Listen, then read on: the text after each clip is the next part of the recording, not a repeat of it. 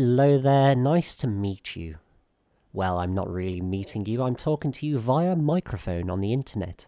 And actually, I don't know whether it would be nice to meet you. I don't know who you are. You're in the powerful position to know who I am, but I don't know who you are. Well done, you.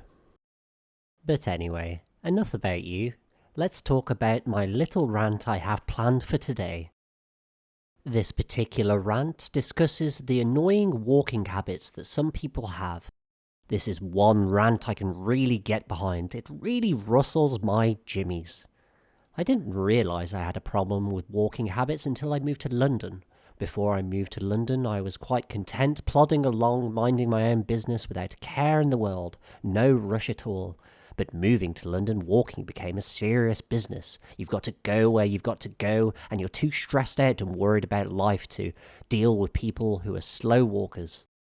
God forbid that you break any of the unspoken rules that London has to offer. Doing so, you may as well have eaten a nearby child, because the scowls and the tutting that you will get by the passers-by will be unmatched.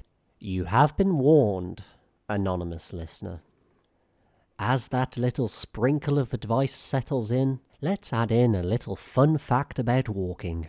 The average walking speed of a normal human being is around 3 miles per hour. Given that rate, it would take around 347 days to walk around the entire circumference of the Earth. The first and most commonly suggested pet peeve to do with walking really pisses me off. When you are walking in a crowded space and there are people behind and around you, why on earth would you stop still, completely oblivious to them? If you were driving and people were driving around you, would you stop your car and see what happens? No, you wouldn't. You would keep going like the rest of us. Since this idea is annoying me so much, let's continue running with the car idea.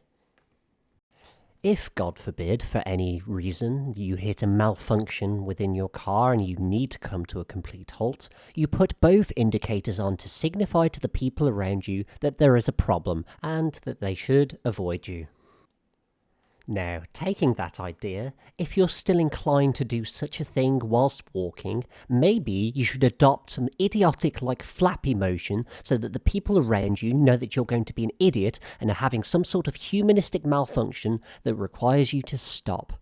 If that was a more widely accepted protocol, maybe you would think before being a dickhead. There is one scenario where I can empathise with the stopping. That is if you enter a left-right dancing game with someone who is approaching you. British people in their truly awkward-like fashion are terrible at this, some more so than others. This scenario is so embarrassing that the person receiving the left-right dance-off has nothing to do but apologise to the other person because they are so overwhelmed with empathy that they just want to stop this from happening.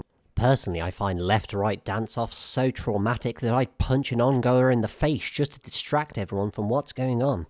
I feel like there should be some sort of special club that these left-right dancers go to, like an AA meeting where they sit round a table and discuss the problems that they are having. Clearly there are some deeper issues going on.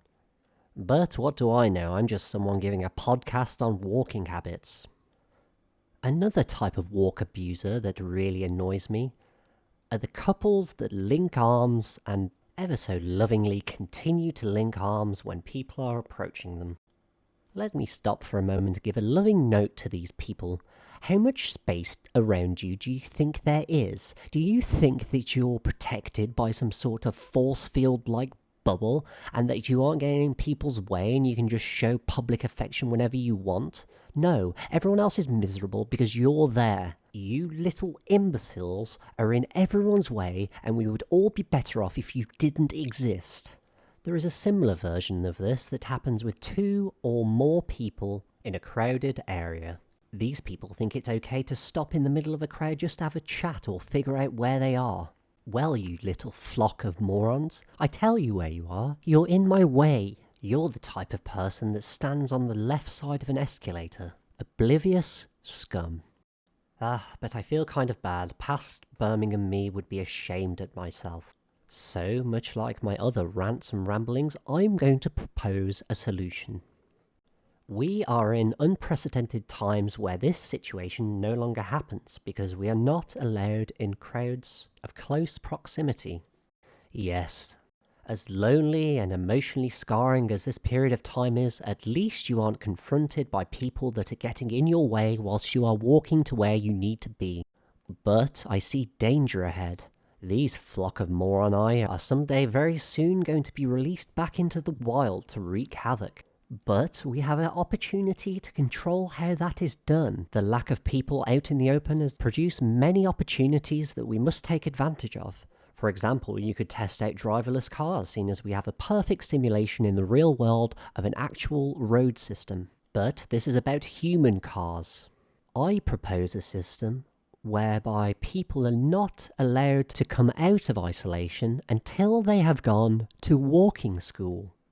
Walking school walks you through A to Z of walking fundamentals. It teaches you whether to go left or right to avoid any sort of left-right dance game. It teaches you the pillars of how not to be a walking bellend. Are you a confident walker whose job has been taken by the recent pandemic? Be a teacher at the walking school. Yes, the employee opportunities here are great. Let's invoke a new age of confident walkers and none of these issues that we face. Would you like to go to walking school? What would be your favourite lesson? What particular points would you like to nail into students' heads? Let me know in the comments below.